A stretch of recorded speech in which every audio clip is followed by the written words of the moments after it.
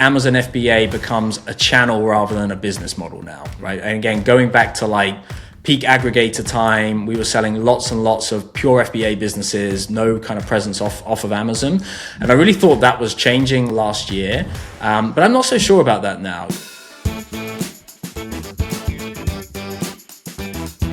Hello, I'm John Cavendish and welcome to Season 3 of the Amazon Strategist Show, the show that's all strategy with no hacks, no silver bullets and no magic pills, just real practical strategies for your Amazon business. Today, we have a bit of a change of pace and we have Andy Alloway from Empire Flippers on the show. Good to have you here, Andy. So Andy is CEO of Empire Flippers, which is the #1 curated marketplace for online business in the world. You know, also a part of the DC, which is a community that I've been part of for a long time. So Empire Flippers has done over 2,400 deals and sold over $520 million worth of businesses. In his spare time, Andy also runs the Leadership SIP YouTube channel. If you want to go and check him out, he breaks down business books into small, actionable steps for remote leaders. So yeah, Andy, welcome to the show. Yeah, pleasure, John. Good to be here. I think the lack of sleep deprivation from the baby has destroyed my brain. So thank you for your patience. I'm sure. All right. Love it. Awesome. So the 9th of April, 2025, the day that Trump has just introduced 104% tariffs in the US, wasn't it 54% up until days ago? And then he just pulled out a random number generator and added 50? I don't know what happened. It seems to keep going day by day at the moment. Yeah. Yeah. So two thoughts there. One is, I guess no one's closing on product businesses, but two, I mean, maybe a private business is a better place to put your money than the public markets. It's like, what are your thoughts on that? Yeah, I mean, that second piece certainly seems to be true at the moment. I don't know. It feels like we're in a bit of a wait and see pattern at the moment. You know, I think, if the last couple of years has taught me anything, it's that like deals can get done in kind of like basically any stable environment. But when things are in flux and uncertain, then yeah, everybody kind of just pauses and waits to see what happens. And everyone is literally just like waiting to see what happens. Cool. So what have you seen happening over the last year or so in the business brokerage space? Yeah, so I guess to kind of like maybe take it back slightly further than that for some context, obviously 2020 to 2022 was like pretty insane in our space, you know, with very, very kind of frothy macro environment, aggregators, all of these things. And then 2023 was the year that we kind of really saw that change. And 2023 was a tough year because there was just like very little alignment between buyers and sellers, in the sense that buyers knew that the market had moved on and sellers were still like very much married to the valuations of like prior years. So that was tough. Last year, it kind of just seemed like everybody got on the same page. You know, the kind of macro environment, it wasn't massively better, but it was definitely more stable. But it was kind of much easier to get deals done. And, you know, 2024 versus 2023 was like roughly flat in terms of deal volume, but like in a much more positive direction. And actually this year has started really nicely. Q1 in terms of deals done, offers accepted was all kind of very up year on year, and trending in the right direction. So yeah, kind of, you know, with a caveat of, we'll wait and see what tariffs do, which I feel like I have to add to everything at the moment. But yeah, that's kind of generally how the last couple of years have been. Oh, love it. Thanks for going back. Cause yeah, I mean, through COVID, everyone was selling for 5x, 6x and, courting multiple buyers. Well, how are buyers kind of evaluating businesses currently in terms of, you know, cash flow multiples? Yeah, what are they looking at? Yeah, you know, I think one of the things which is kind of always true in our size space, but is especially true at the moment, is that like profitability is more important than just like kind of revenue for the sake of revenue. You know, so buyers are definitely looking for businesses which are more reliably profitable. I think we're seeing probably more creative deal structures. Again, buyers looking to kind of like de-risk the transaction a little bit. We've always kind of seen that at the top end of our market, some portion of like earnouts and financing. But again, going back to those kind of, those days between 2020 and 2022, you know, anything that was like low six figures on our market, 9 times out of 10 was an all cash deal. And some of them still are, but we definitely see more that have like a financing portion, or they want to keep the seller involved in some way. Those are probably the main things that we've kind of seen buyers looking for. Yeah, so when you say creative financing, what are some kind of structures you've seen recently in terms of, I mean, what kind of percentage of people putting down? Are they asking for ridiculous seller notes? Like, what are people asking for, really? Yeah, I'd say that we have seen an increase in some buyers asking for that, for things like, like less than half cash down and stuff like that. But still, not many of the deals we actually do are going through on those terms. So the majority, and again, this does vary. We do quite a wide range of deal sizes, from kind of like low six figures up to like 7-8 figures. So it does vary a little bit. But for the most part, the majority of our deals are still majority cash down. And then, yeah, the financing portion, I guess it's like we see it go into one of two buckets. One is just like from the buyer's perspective, cash flow optimization. They kind of, particularly for e-commerce businesses, which are obviously cash hungry for inventory and stuff, they're being conscious of like keeping enough cash on hand. And so they might finance a portion over 6 months, 12 months, things like that. So it's a cash flow thing. And then the other thing is like, almost kind of checking the seller's confidence in the future performance of the business, which might be a finance portion, which is more tied to the performance of the business or tied to certain metrics. And the nice thing about that for sellers is that sometimes those structures can have some upside as well. So if the business overperforms or grows or what have you, then sellers kind of, that they have some upside on that number as well. No, I love it.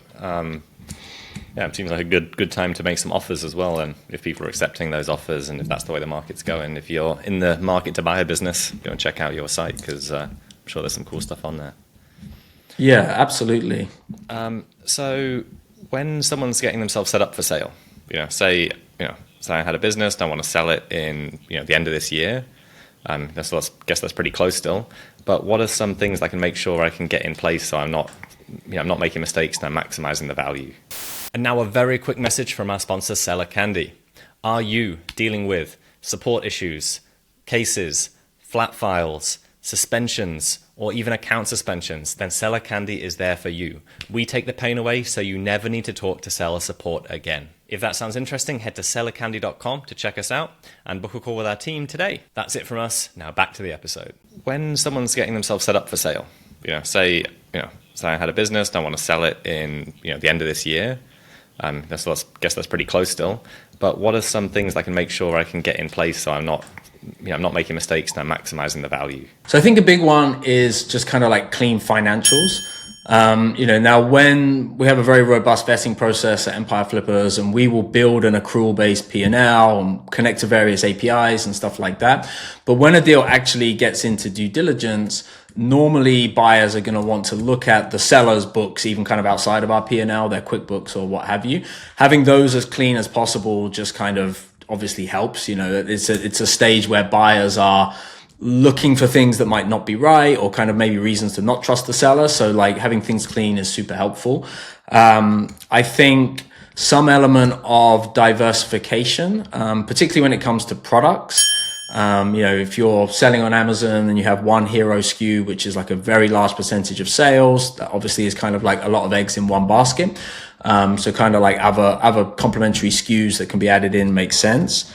And then the last couple of things I'd say, one is, for a business to be like really sellable for the best valuation, it needs kind of like good systems in place so that the business runs without the seller, right? And obviously a lot of the businesses in this price range are primarily owner operated. But it's like the number one question buyers are asking when they're looking at a business is like, what happens when I take the seller out of this business? And so like, team members, documented processes and SOPs, all of that stuff is super helpful. And then the final thing I say that buyers are kind of really looking for, and sellers can maybe think ahead, is kind of like consistency in the earnings. Now more than ever, a business which is steady and slightly growing is like much more sellable than one that is kind of having wild swings. And I guess like the takeaway when you're preparing to sell as a seller is, the 12 to 24 months before you sell is probably not the time to be like doing a bunch of experimental marketing and launching hundreds and hundreds of products to see what sticks. Like you want to get things pared down to a reasonably kind of steady state. Thanks for sharing. And then what kind of multiples are people seeing at the moment? I guess depending on industry and business size, but what kind of multiples are people seeing right now? Yeah, it does vary. And, it obviously is down from kind of the 2020 to 2022 period.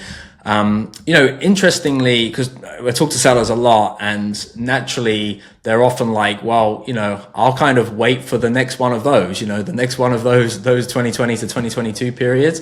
I think that's a risky strategy because, I guess it's twofold. It's like, A, when does that kind of time come again? And B, it's like, what does your business look like at that point? If that's like 5 years from now, how reliable, I run a business. I know how hard it is to kind of reliably grow it and forecast where it's going to be. So like they're down from there. I think multiples are still kind of comparable to the pre-COVID period, like 2018, 2019. It's kind of like, it's a bit more difficult to pass the data at the moment though, because the average performance of these businesses is probably a bit lower than it was back then as well. So like when you look at the data, multiples are down. I'd say on average it varies so much, but like we're probably still in the like 2.5 to 3.5 times trailing 12 months profit, something like that. But with the kind of caveat that, like I say, the average of these businesses is probably not performing as well, which also means that the ones that are like growing well year on year and kind of have some stability can still command multiples above that.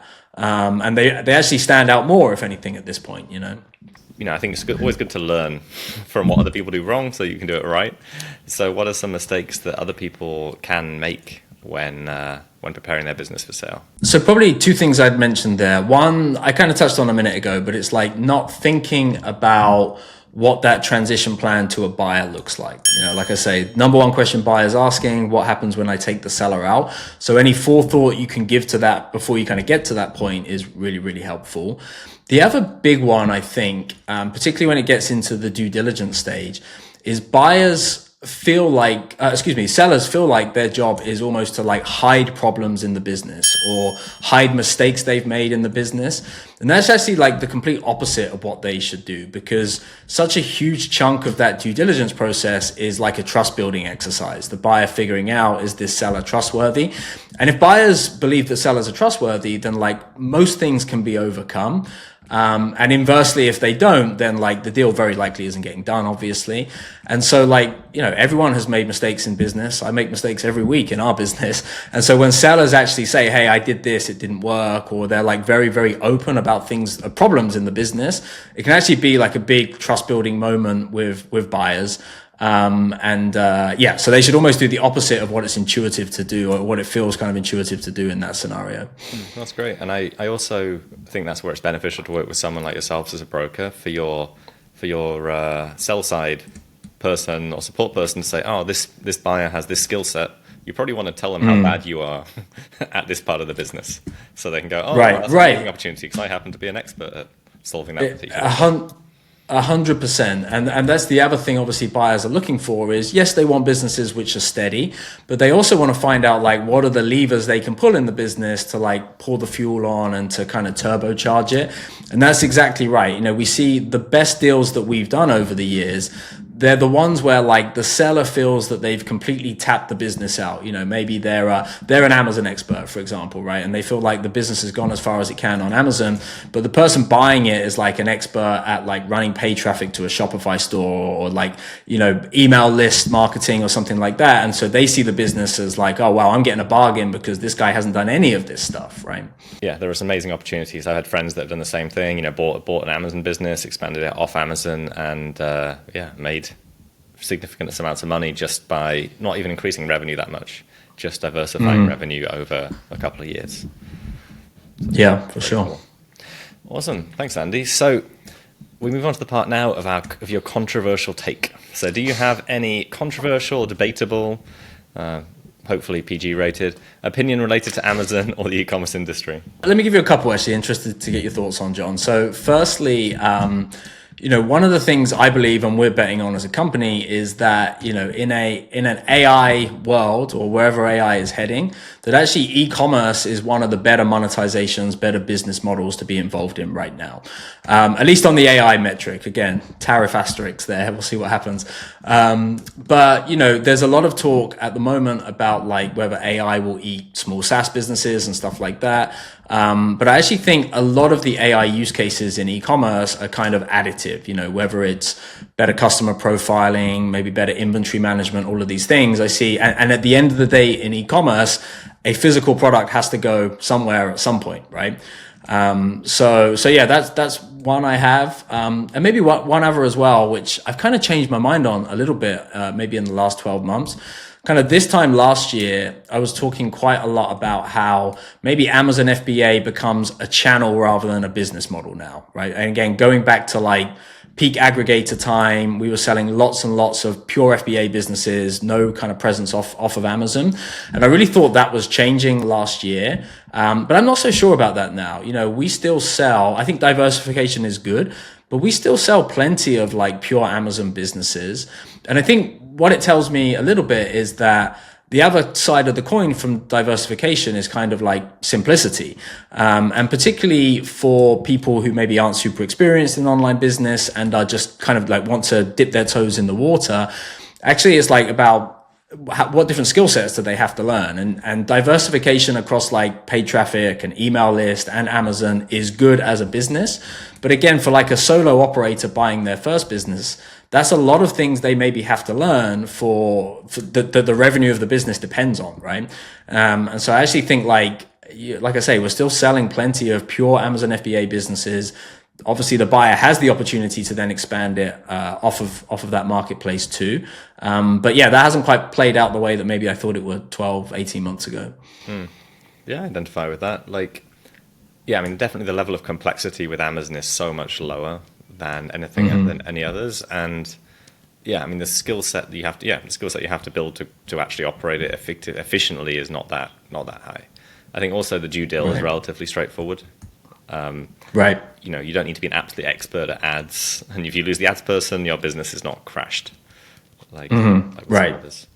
Yeah, the AI one's very interesting too. I think like with the I wouldn't be buying like a Filipino staffing agency right now or something like that. I feel like AI is going to wipe out the mid to low level knowledge economy. Right. Which is bad for countries like the Philippines or somewhere like that. But it will just elevate people. People either get elevated or pushed down into menial labor, somewhere in the middle, I think. Yeah, 100%. And I think, how we're thinking about AI internally at Empire Flippers is I might misattribute this, but I think it was Mark Andreessen who said like, your job won't be taken by AI, it'll be taken by somebody using AI. And we're kind of looking for these use cases internally where like a real good one is our vetting team. We have a very robust vetting process. We've got like a vetting team with a couple of decades experience between them. And, there's a certain part of their week, which is like checking a number on a screenshot and either like copying it to a spreadsheet or like making sure the numbers match. And like, what a waste of some of our most experienced team members' time when like they could be on the phone helping sellers plan how to exit their business and stuff like that. So we're looking for those kind of like menial back-end jobs that we really don't want our experienced guys doing, so that actually we can improve our customer experience through people rather than just automation, Yeah, I totally believe that. I mean, especially, to be honest, anything to do with building a P&L. Like, AI should be pretty much good enough now. You can just feed it the messiest reports ever, and it can almost do what the most manual human would do, just at insane speed, can't it? Like, the stuff you and I would never want to do, and we try and make it work and make a pivot table and all that, it can literally just do it manually if we want it to. It can, like, walk up, copy and paste everything separately, figure it out. I mean, 100%. P&Ls, it's going to take massive amounts of workload off you guys in the future. Yeah, for sure. And then I think the other most interesting use case for us internally is like making better use of our data. I mean, so if you go through our CRM, as you can imagine, we have thousands and thousands of, for example, like criteria calls with buyers where we understand what they're looking for. And normally that's in like a HubSpot note somewhere in our CRM, and likely the person who made it a few years ago, maybe not even with the business anymore, very difficult to kind of pull out. So we're kind of putting a lot of time into like feeding all of that stuff into a tool, trying to use that to match buyers to sellers. I mean, that's a pretty exciting use case as well. It's quite a lot of work, but it's exciting. Oh, that's cool. I mean, once you built it, that's really cool, isn't it? Because it would like, you have the database, something comes in, it just auto writes outreach emails to all these people. Like, this came in, this fits you because of this, this, and this, and bullets it out. Like, yeah, I mean, it's doable now. That's super cool. Right. Love it. Yeah, we could talk about AI all day. I know. So if anyone's interested, whether they're interested in deploying some cash and buying a business or selling a business, like what's the best way to take action on that? Yeah, for sure. The best place is empireflippers.com, and you can kind of book a call with one of our team, whether you're interested in buying or selling. Very, very happy to jump on a call with you. You know, our team are also like, we're super happy to jump on and talk exit planning, even if you're like 1, 2, 3 years out from selling. And so, yeah, definitely heading to our site and signing up for an account and having a poke around is the best bet. Love it. Thank you for being here, Andy. And you are welcome back anytime. I'm sure we'll see you back in 6 months or so. And at that time, we will reference back to now and be like, oh, do you remember when it was down and we should have bought because everything is so up? Yeah. We can. Yeah, for sure. We can check those predictions I made, and maybe I'll look a bit silly, but we'll see. Or we'll look super smart. So, thank you for watching. If you enjoyed this episode, please like it and share it. You know, even a like or just a follow on whatever platform you're watching really just boosts our reach with the podcast. And thank you so much. See you next week.